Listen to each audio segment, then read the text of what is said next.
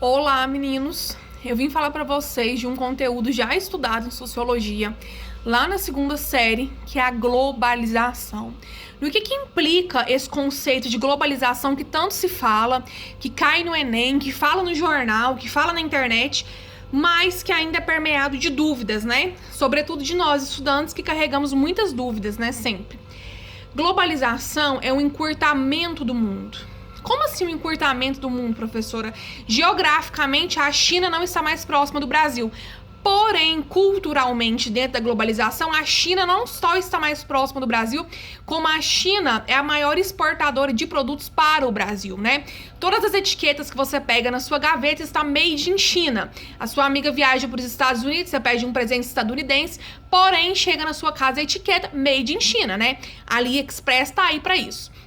Ou seja, com o encurtamento do mundo, as relações econômicas e culturais e políticas estão cada vez mais próximas. Um exemplo, então, de encurtamento do mundo e de relação política. Um exemplo que virou até meme, né? Cuba é um país socialista e todas as pessoas no Brasil que se demonstram, né, de ideologia de esquerda, rola aí o meme, vai pra Cuba, né? Ou seja, isso se dá devido à globalização que nós conhecemos as políticas de outros países, né?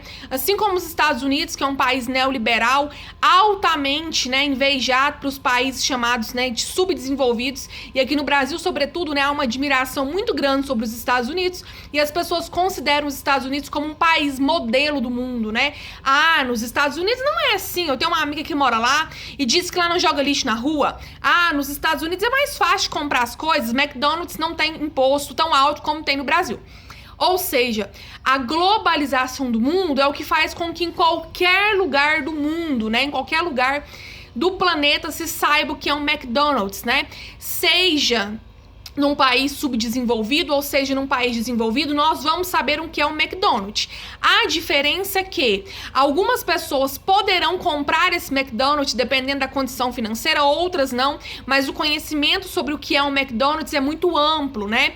Sem contar falar sobre música, roupa, moda, né? Aí sim vocês conseguem visualizar ainda melhor a globalização. Mas a globalização nada mais é que esse encurtamento do mundo, né? A relação de um país com o outro está cada vez mais próxima. Um exemplo máximo de 2020 do que é a globalização, coronavírus, né? Coronavírus, né? O vírus, né, que começou lá na China com casos isolados, rapidamente estava na Europa, rapidamente chegou no Brasil. Isso se dá devido a quê? A transição de pessoas, né, para um lado e para o outro, né? Essas pessoas transitam e isso faz com que, inclusive, as doenças, né, sejam globalizadas. A peste negra da Idade Média é contida apenas no continente europeu. Porém, estando no século XXI, é impossível que uma doença não se propague, né? Devido à transição das pessoas, né, de um lado para o outro. Então, o mundo globalizado é exatamente isso, nessa troca cultural. Hoje, um jovem brasileiro não é muito diferente de um jovem estadunidense, não é muito diferente de um jovem chinês. Inclusive, vocês podem ser, né, fãs dos jovens coreanos. Vocês podem ter aí uma plataforma de música, né, muito parecida. Então, isso é a globalização. Quando começa a globalização no Brasil? Existe dentro da historiografia é a escrita da história, lembra disso, né? Existe dentro da historiografia uma corrente que defende que o primeiro contato de globalização do Brasil chega junto com os europeus. Os europeus chegam, esse é o primeiro contato, né, com outro mundo, com o velho mundo, e nesse primeiro contato aí há uma troca cultural. Tá tendo uma patrola aqui. Tô tentando gravar vídeo há um tempão, tá tendo a patrola, esse barulho da patrola, né? Enfim, o que acontece? Então, o primeiro contato, segundo alguns historiadores, né, o primeiro indício de globalização é quando os europeus chegam, né? Uma troca cultural, e esse contato pode ser considerado, né, o primórdio da globalização. Nos anos 90, o Brasil vai enfrentar um período chamado neoliberalismo. O que é o liberalismo, para eu entender o que é o neoliberalismo? Liberalismo é quando há a mínima intervenção do Estado. O que é a intervenção do Estado? A minha aula nesse momento. Você está tendo uma aula que é gratuita, pública e de qualidade e é ofertada pelo Estado. O Estado se preocupa com a sua educação. Então, nesse momento, a minha aula é uma intervenção do Estado. Se nós estivéssemos vivendo, né, na prática, um Estado neoliberal, o Estado não forneceria essa aula, né? Cada um paga por a sua aula e quem não tem condição de assistir a aula, não assiste a aula. Então, o Estado, no modelo ao qual vivemos hoje, ele é sim interventor, embora ele tenha traços liberais, né? Porém, ele não goza de um neoliberalismo pleno. Na década de 90, começou a inserir no Brasil o neoliberalismo. Uma grande característica de neoliberalismo é a privatização. Essa estação de energia aqui é do governo, vamos privatizar. Vamos vender então para uma empresa privada, tomar conta e o governo se abster disso aí.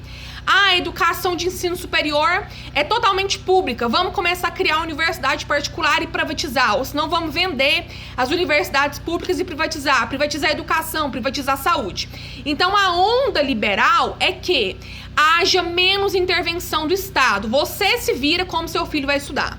Você adoeceu, tá com Covid, não tem UTI, você vai pagar. Nos Estados Unidos, as pessoas que sobrevivem do Covid chegam em casa, né, a conta do hospital para ela pagar. No Brasil, não, porque existe o SUS, Sistema Único de Saúde, né? Todos nós gozamos dessa assistência de saúde ofertada pelo Estado. Ela é gratuita. Paga com os nossos impostos, mas não há um acréscimo para além disso, né? Não há uma taxa para além disso. Até porque os nossos impostos são suficientes para que isso ocorra. Então, o que acontece? Liberal é a mínima intervenção do Estado. Modelos neoliberais, né, que são novos liberalismos, é a mínima intervenção do Estado com ênfase, né, sempre para privatização.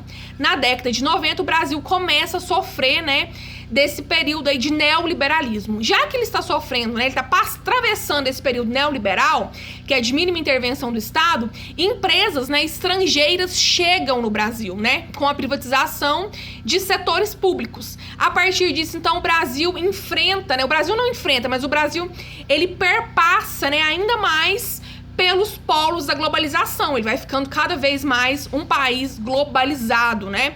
E se eu falar para você frases em inglês, você vai conseguir traduzir facilmente pelo videogame, pela Netflix, pelo filme. Se eu falar pra você parte da cultura americana, você também vai saber, porque existe meme, existe música e por aí vai. Ou seja, há um encurtamento do mundo, né? Parece que a minha orelha tá colada no muro dos Estados Unidos e eu sei o que acontece lá. E a orelha deles também tá colada no muro do Brasil, no muro do México, né? Ou seja, as relações estão mais estreitas, nós conhecemos mais do outro, o outro conhece mais da gente e essa troca faz com que não haja mais especificidade de um país, né? A Nike tá em todos os países e todo mundo conhece a Nike. Assim como o McDonald's, assim como a comida japonesa, que hoje é aclamada no país. Então, globalização é um encurtamento do mundo, né? Seja por cultura, seja por política, seja por religião, seja por economia. Sim, por religião, porque somente agora, mesmo após durante o processo de colonização, né, as religiões afrodescendentes eram demonizadas, né? E muitas pessoas não aderiam a essas religiões devido nessa demonização que tinha por parte da Igreja Católica. Hoje, com o advento da internet, da informação, muitas pessoas hoje participam, né, das religiões afrodescendentes, graças ao processo de globalização que faz com que o conhecimento chegue até nós. O conhecimento, né, no caso, sobre essas religiões de matriz africana. Então, globalização são essas trocas, né, que vão cada vez mais virando um caldo cultural, né, econômico e político, do qual a gente não sabe mais a origem, né, não sabe mais de onde é. A gente não tem mais essa dimensão. Então, a globalização é isso, e a globalização no Brasil, ela se aprofunda na década de 90. Vocês têm que aparecer no meu sinto falta de vocês lá. Beijo.